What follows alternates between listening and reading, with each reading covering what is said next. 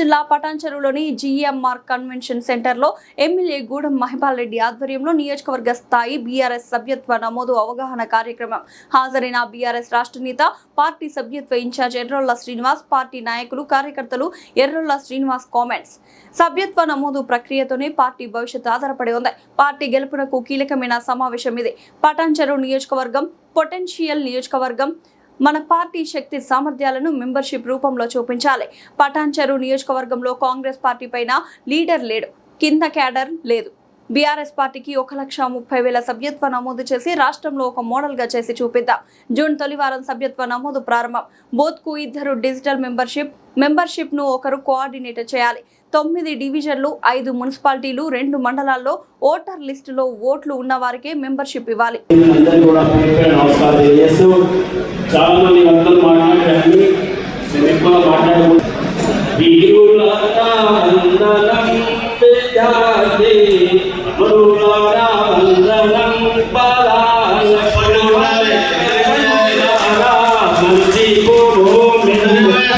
వెంకటేష్ గారు కూర్చోండి, మాజీ కార్పొరేటర్ సోదరుడు అంజన్న గారు, పటాన్చెరు నియోజకవర్గ బీఆర్ఎస్ గారు, బాలరెడ్డి గారు, యాదగిరి గారు, కుమార్ గారు, వైస్ చైర్మన్ ప్రసన్న గారు, నందన్ గారు, మొన్న జరిగిన మున్సిపల్ ఎన్నికల్లో గెలిపించిన కార్యకర్త బంధువులారా వందనం. పంపిందంటే ఇది ఆషామాషి మీటింగ్ కాదు. దయచేసి అందరూ ఆలోచన చేయాలి. కూర్చున్నటువంటి మీ భవిష్యత్తు, పైన కూర్చున్నటువంటి మా భవిష్యత్తు, ఈ పార్టీ భవిష్యత్తు అంతా కూడా ఈ మీటింగ్ మీద ఆధారపడి ఉన్న సంగతి గుర్తుపెట్టుకోండి. చాలా మీటింగ్లు మాట్లాడతాం, వింటాం, మాట్లాడతారు, కింద మాట్లాడతారు. ఇది అట్లాంటి మీటింగ్ కాదు. 25 సంవత్సరాల మన పార్టీ భవిష్యత్తులో అధికారానికి ఎట్లా రావాలనేటువంటి చర్చించాల్సినటువంటి, ప్రణాళిక చేయాల్సినటువంటి, పార్టీ విధి విధానాలు చేయాల్సినటువంటి మీటింగ్ చాలా కీలకమైనటువంటి మీటింగ్. నేను మీటింగ్ మా మైవాలని చెప్తే ముఖ్య నాయకులు అంటే ఒక 300 మంది ఉంటారు అనుకున్నాను. ముఖ్య నాయకులు అంటే ఇలా 3,000 మంది వచ్చింది. ఇది పటాన్చెరు నియోజకవర్గమే కాదు, ఇది పొటెన్షియల్ నియోజకవర్గం. కార్యకర్తలు ఎట్లే ఉన్నారు, లీడర్లు ఎట్లే ఉన్నారు, ఈ నియోజకవర్గంలో ఉన్నటువంటి ఆర్థిక స్థితిగతులు కూడా గట్లనే ఉన్నాయి. ఇది మెదక్ జిల్లాలోనే కాదు, ఇది మన తెలంగాణలో అతిపెద్ద నియోజకవర్గం ఇది. కాబట్టి మన బలం ఏంది, మన శక్తి ఏంది, మన లీడర్ల శక్తి ఏందో ఏడ చూపించాలంటే మన మెంబర్షిప్ డ్రైవ్ లో చూపించాలి. ఇలా బూత్కి 2 పెట్టి సో మీరు ఎంత గట్టిగా ఉన్నారో ఈ నియోజకవర్గం తెలంగాణకు ఒక మోడల్ అయి చూపిద్దామంటున్నాను నేను. అవునా కదా? ఒక మోడల్. హరీష్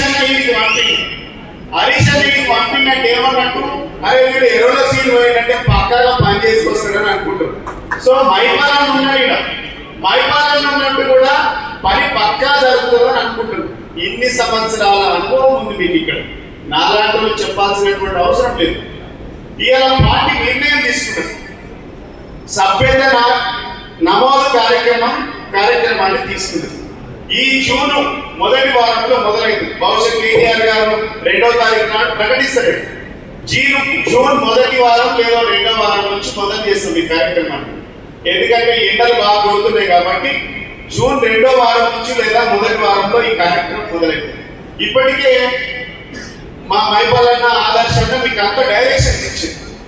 బూత్ కిందరు ఇలా బూత్ కిందరు రమ్మంటే బూత్కు 10 మంది వచ్చింది. అందుకే 3,000 మంది అయినా 422 బూతులు. బూత్కి 2 అంటే 10 మంది వచ్చింది. చాలా సంతోషం.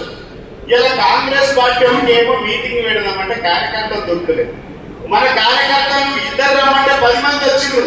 మన శక్తి ఏదో అర్థమైంది. ఇది మన శక్తి. చూసా కలెక్టర్ గారికి మొన్ననే ఒక 2 నెలల కిందనే రిప్రజెంటేషన్ ఇవ్వడం జరిగింది. సిఎస్ఆర్ ఫండ్ విషయం. పరిశ్రమలు మన దగ్గర ఉన్నాయి, సమస్యలు మన దగ్గర ఉన్నాయి. 28 రాష్ట్రాల జనం ఇక్కడ ఉన్నారు. 25 నుంచి 30 లక్షల జనం ఇక్కడ ఉన్నారు. వారి సమస్యలు ఎడ్యుకేషన్ విషయంలో కానీ, హెల్త్ విషయంలో కానీ, స్పోర్ట్స్ విషయంలో కానీ ప్రతి విషయంలో ఖర్చు పెట్టవలసిన అవసరం సిఎస్ఆర్ ఫండ్ ఇక్కడ ఉన్నది. తెలంగాణ రాష్ట్రం ఎందుకు వచ్చింది? తెలంగాణ రాష్ట్రం మన నిధులు మన ఉద్యోగాల అంశం ఏదైతే తెలంగాణ రాష్ట్రం వచ్చింది. కాబట్టి దయచేసి కలెక్టర్ గారిని డిమాండ్ చేస్తా ఉన్నా, ప్రభుత్వానికి డిమాండ్ చేస్తా ఉన్నా, రిప్రజెంటేషన్ ఇవ్వడం జరిగింది. సిఎస్ఆర్ ఫండ్ ఇక్కడ ఖర్చు పెట్టిన తర్వాతనే ఇండస్ట్రీ యాజమాన్యానికి రిక్వెస్ట్ చేస్తా ఉన్నాను, బిల్డర్లకు రిక్వెస్ట్ చేస్తా ఉన్నాను.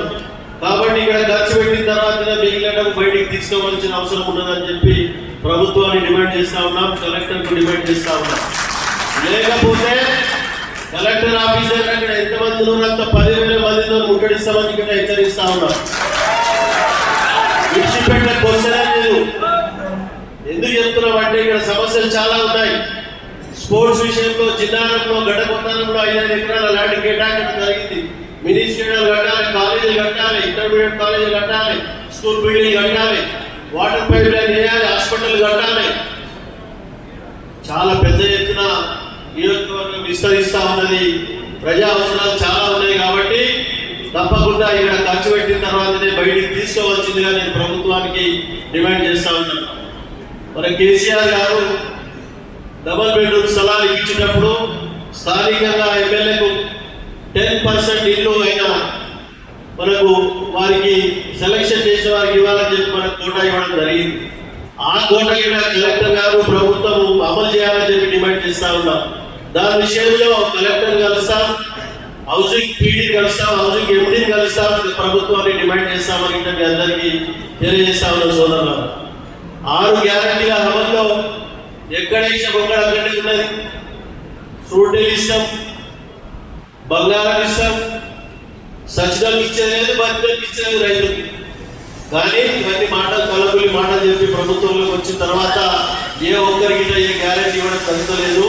దాని మీద ప్రతి అంశం మీద పోరాటం చేస్తామని చెప్పి ప్రభుత్వాన్ని డిమాండ్ చేస్తా ఉన్నామని తెలియజేస్తూ, మనం ఇంతకుముందు చెప్పిన పెద్దలందరి ఆలోచన సభ్యత్వం మీద కాన్సన్ట్రేషన్ చేసి రాష్ట్రంలోని అతిపెద్ద మనకు లక్షల సంఖ్యలో మనం సభ్యత్వం చేసినట్టయితే కేసీఆర్ గారి నోటీసులో మన నియోజకవర్గం మొదటి వరుసలో ఉంటుంది.